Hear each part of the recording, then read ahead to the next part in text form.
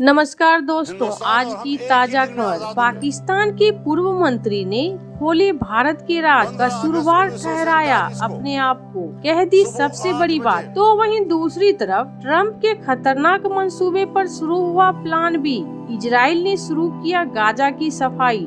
जहां एक तरफ ये सब कुछ चल रहा है तो वहीं दूसरी तरफ दुनिया के सबसे बड़े द्वीप की आमदनी को ट्रंप की धमकी ने मालोमाल किया। जियोपॉलिटिक्स में बहुत कुछ चल रहा है, जानने को मिलेगा बहुत कुछ। आइए जानते हैं इन खबरों को विस्तार से। दुनिया के सबसे बड़े द्वीप ग्रीनलैंड ने इस वर्ष तब लोगों का ध्यान अपनी तरफ खींचा था जब अमेरिका के राष्ट्रपति डोनाल्ड ट्रंप ने इसे संयुक्त राज्य से मिलाने की मंशा जाहिर की थी। तब डेनमार्क से लेकर तमाम यूरोपीय देशों ने इसका विरोध किया था। लेकिन अब ट्रंप की धमकी या कहे या फिर मंशा जो भी हो, लेकिन यह ग्रीनलैंड के लिए फायदेमंद साबित होती दिख रही है। पिछले 3 महीने में ग्रीनलैंड आने वाले पर्यटकों की संख्या में इजाफा हुआ है। इतना ही नहीं, जूनियर ट्रंप के यहाँ आने से कुछ समय पहले ही यहाँ राजधानी नाउक में अंतर्राष्ट्रीय हवाई अड्डे का उद्घाटन हुआ था। इससे पर्यटन में और भी ज्यादा तेजी आई है। कुछ रिपोर्ट के मुताबिक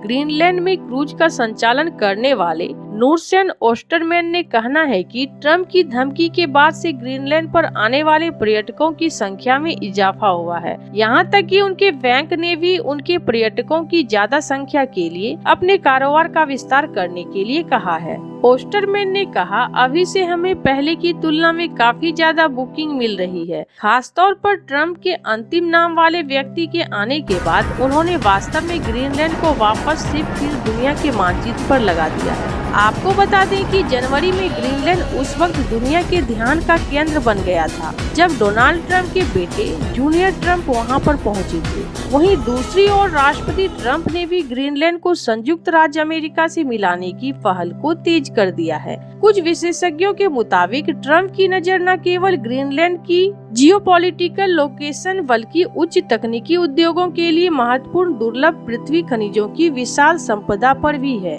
दूसरी तरफ ग्रीनलैंड निवासियों के लिए यह एक बड़ा अवसर है। उन्हें उम्मीद है कि नई हवाई अड्डे और ट्रंप द्वारा उनके बारे में की गई बातों से वैश्विक लोगों का ध्यान उनकी तरफ आकर्षित होगा, जिससे उनकी अर्थव्यवस्था में सुधार होगा। वर्तमान में ग्रीनलैंड के निर्यात का 95% मछली पकड़ने पर निर्भर है। पर्यटन के लिए ग्रीनलैंड की विशाल बर्फ की चादर लोगों के आकर्षण का केंद्र है। यहाँ की ग्लेशियर, गहरे फजार्ड और व्हेल सहित समुद्री जीवन यहाँ का मुख्य आकर्षक है, जबकि स्थानीय इनुजट संस्कृति भी लोगों के लिए गर्व की बात है। तो वहीं दूसरी बार इजराइल हमास युद्ध ने एक बार फिर से रफ्तार पकड़ ली है। इजरायली सेना ने एक बार फिर से गाजा के अंदर घुसकर सैन्य अभियान शुरू कर दिया है। इस बार इस अभियान की और भी ज्यादा घातक और विनाशकारी होने का खतरा बढ़ गया है, क्योंकि इस बार इजराइल के पास रुकने की वजह बहुत कम है। दूसरी तरफ अमेरिकी ट्रंप प्रशासन भी लगातार अपना पूर्ण समर्थन गाजा में इजराइल द्वारा की जा रही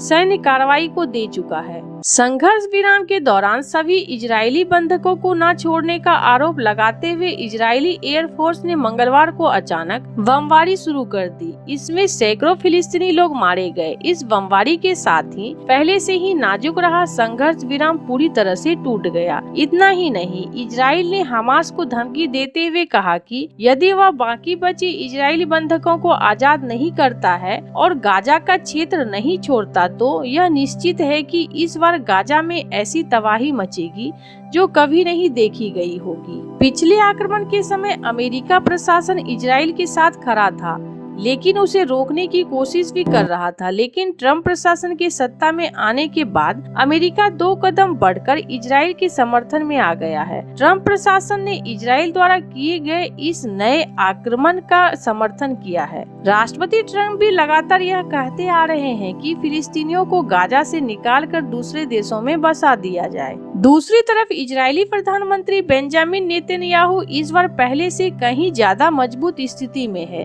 पिछले आक्रमण के समय गाजा में बंधकों की संख्या बहुत ज्यादा थी और ऐसी खबरें आ रही थी कि हमास के लड़ाके इजरायली बंधकों को मानव शील्ड के रूप में प्रयोग करते थे। संघर्ष विराम के साथ ही कई बंधक रिहा कर दिए गए। इससे इजरायली सेना को व्यापक और घातक हमला करने में आसानी होगी। इजरायली रक्षा मंत्री केटेज ने बुधवार को अपने मंसूबे जाहिर करते हुए कहा कि अगर हमास सभी बंधकों को आजाद करके गाजा से बाहर नहीं निकाला तो इजराइल ऐसी तीव्रता के साथ काम करेगा जैसा पहले कभी नहीं देखा गया होगा। उन्होंने गाजा के लोगों को संबोधित करते हुए कहा कि बंधकों को रिहा कर दीजिए और हमास को बाहर निकाल दीजिए। इससे आपके पास दूसरे विकल्प खुल जाएंगे, जिससे दुनिया के दूसरे देशों में जाना और बसना भी शामिल है। अगर ऐसा नहीं होता तो फिर एक ही विकल्प है, पूरी तरह से विनाश और तबाही। जहां एक तरफ ये सब कुछ चल रहा है तो वहीं दूसरी तरफ पाकिस्तान के पूर्व विदेश मंत्री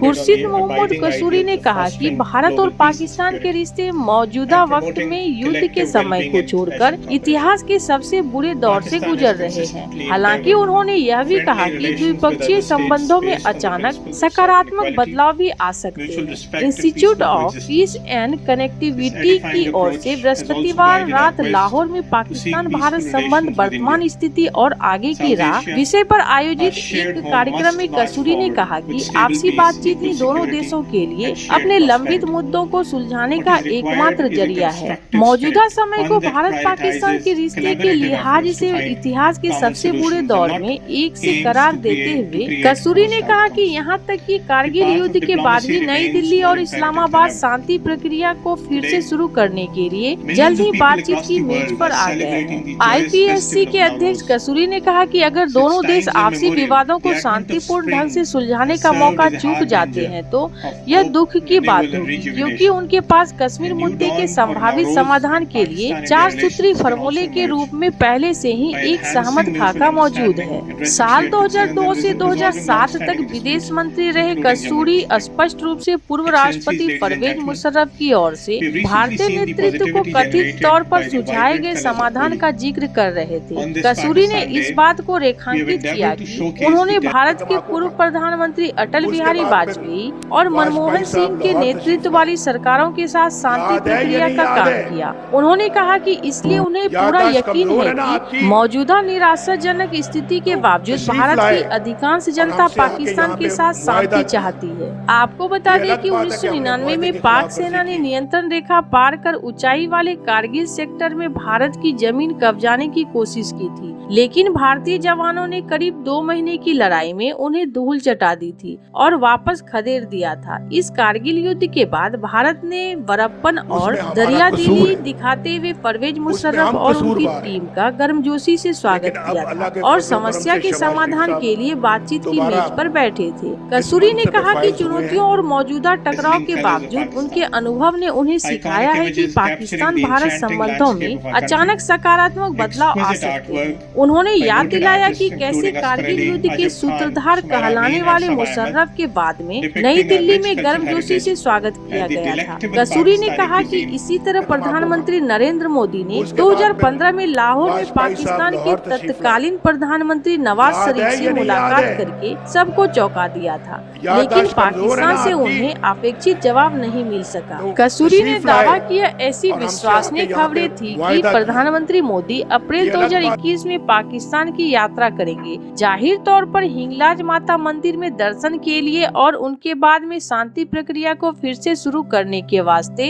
प्रधानमंत्री इमरान खान से मिलने के लिए इस्लामाबाद जाने की संभावना थी, लेकिन तब से हालात की वजह से वह नहीं हो सका था। उन्होंने कहा, मैं भविष्य में भी इसी तरह के हैरान करने वाली घटनाओं की संभावना से इनकार नहीं करता। ऐसे आपको क्या लगता है इन सब मामलों में? आपकी क्या राय है? कमेंट कर जरूर बताएं। जल्द मिलते हैं अगले वीडियो में नई खबर के साथ।